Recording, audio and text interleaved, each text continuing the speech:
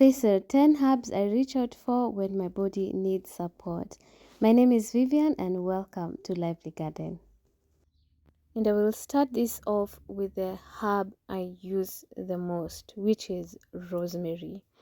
I love rosemary, one, because it aids in digestion.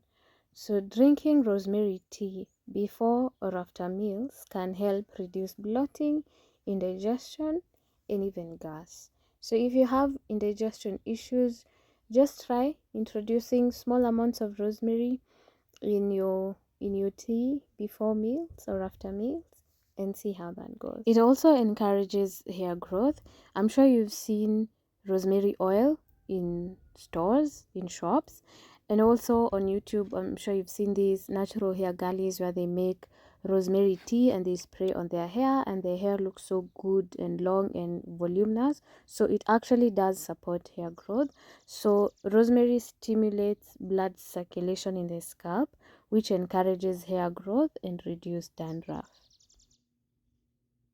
Another one of my favorite is mint. I love mint. But please let me know what type of mint or what variety of mint this is. The one that has a purple stem. It's one of my favorite. It smells so nice. And one of the things I love it for is because it helps to clear nasal congestion. So what you can do, you can add a handful of fresh mint. You can add a few drops of peppermint oil into a bowl of hot water and then cover your head with a towel and inhale that steam for around 5 to 10 minutes. It helps loosen mucus and it will clear those sinuses. You can't have bad breath and not plant mint. Mint freshens breath naturally. I'm sure you've seen in toothpaste, they add mint. In some sweets, they add mint.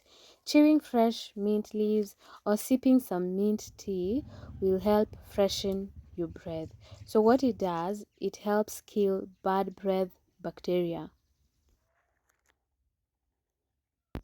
Basil, basil, basil, whatever you call it, you know what I'm talking about. If you don't know, just look at the screen. Look at the screen, you'll see.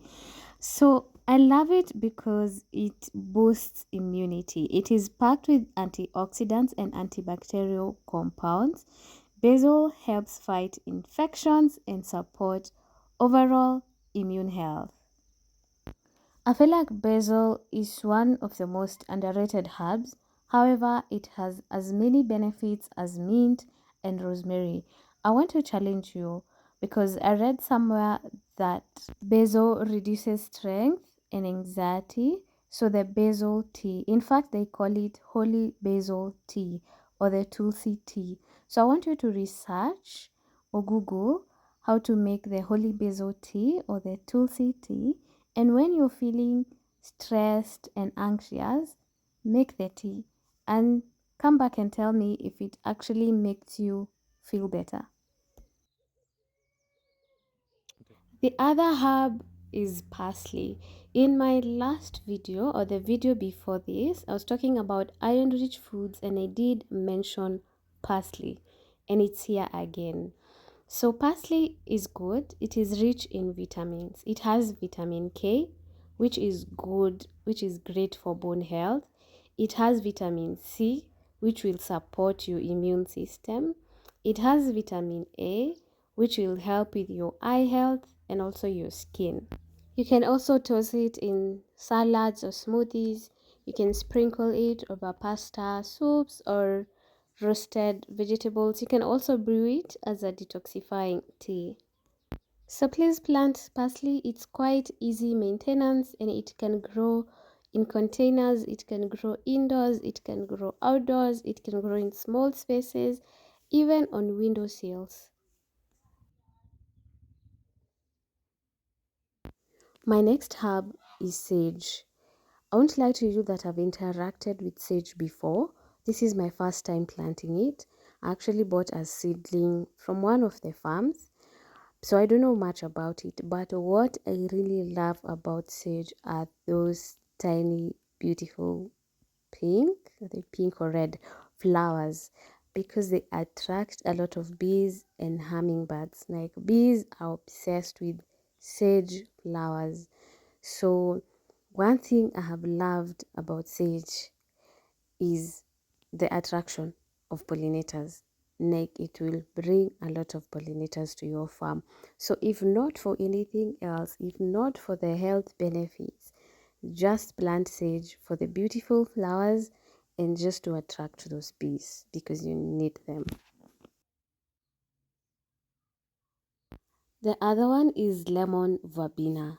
Oh my god, I love lemon verbena. How many loves did I say? Because I love this herb so much. It has the strongest natural lemon scent. It smells just like lemon, but way sweeter than lemon. I don't know how I can explain it, but it has a citrus scent, or citrus, it has a citrus magic to it. But I love it. It is way more intense than lemon balm, and also way more intense than lemongrass. It was once called the queen of lemon herbs for a reason. It is definitely the queen. I love this herb so much. In fact, sometimes I just pluck a few leaves, I rub them on my fingers and just keep smelling it. It smells so divine. Another herb I'm growing in my garden is a lemongrass, which is quite easy to grow. You can buy fresh lemongrass stalks from a garden or just from a farm, and then you can put it in a glass of water so that it can produce the roots, and then you plant it, or you can just plant it direct and water it.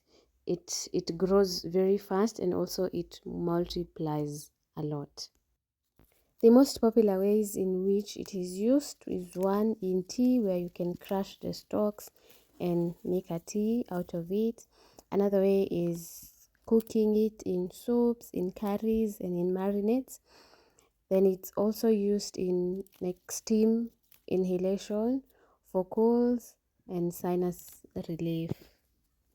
The last herb I'll be talking about is lavender. Lavender also happens to be my latest addition to my farm, and I bought a seedling and it's doing so well. Some of these herbs you don't need to buy, or you don't need to start them from seed. You can actually buy seedlings.